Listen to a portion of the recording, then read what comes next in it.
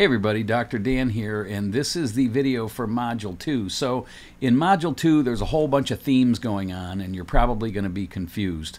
I'll try to clarify it with this short lecture, and then you can go ahead and do the reading. So one of the things you have to do in Module 2 is you have to read Chapter 1 of our online textbook. And really, Chapter 1 and Chapter 2 both talk about capitalism, socialism, and communism.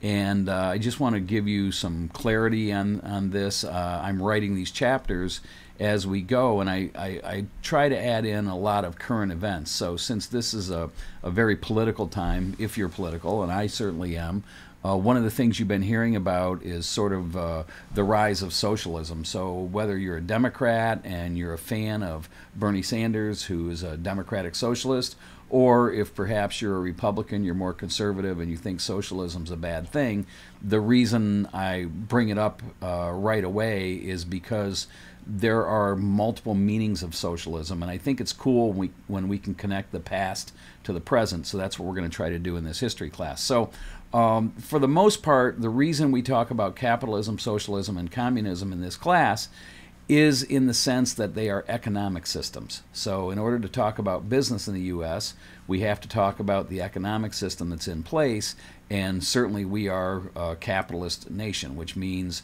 everything is privately owned. Land is privately owned, manufacturing is privately owned, companies are privately owned. There is government-owned land for sure, and there are some government-owned businesses such as water treatment and sewer treatment.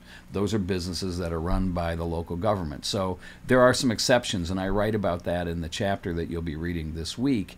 You know, we're not pure capitalist. And when you look at socialism and communism, communism is really the direct opposite of capitalism. So that's where the government runs everything, and there's no ownership of private property. So all the factories, all the restaurants, all the brands, everything is run by the state or the government. So that's what pure communism is, and that really hadn't been achieved either. If you are familiar with your Cold War history prior to 1989, you might remember the USSR, which was the Soviet Republic, and Russia is still a big part of that today. But that was a great experiment in communism. China was originally an experiment in communism, and North Korea is probably the best example of a purely communist country today. Certainly China is no longer communist because there's private ownership of companies and sort of a co-owner state management going on. So again, in this class, we talk about capitalism, socialism, communism, only to establish it as an economic system. Now, when you read my writing, you'll learn about political socialism, and you read about economic socialism. So economic socialism is what we're concerned with in this class, and we're not going to talk about it very much after the first 2 weeks anyway. Economic capitalism is what we're talking about. Political socialism's totally different. And with all the political debates going on today between Republicans and Democrats, the word gets mucked up quite a bit. And by that I mean socialism from a political sense are things like the Social Security system, the Affordable Care Act, Medicare, Medicaid. Those are really more social programs and more socialist programs. So if you hear conservatives saying that Social Security is a socialist program, or Medicaid is socialist, or Obamacare is socialist, in a sense it is, but only in the political sense, not in the economic sense. They're two totally different things, and I think that most of the people that argue about this stuff really don't know what they're talking about.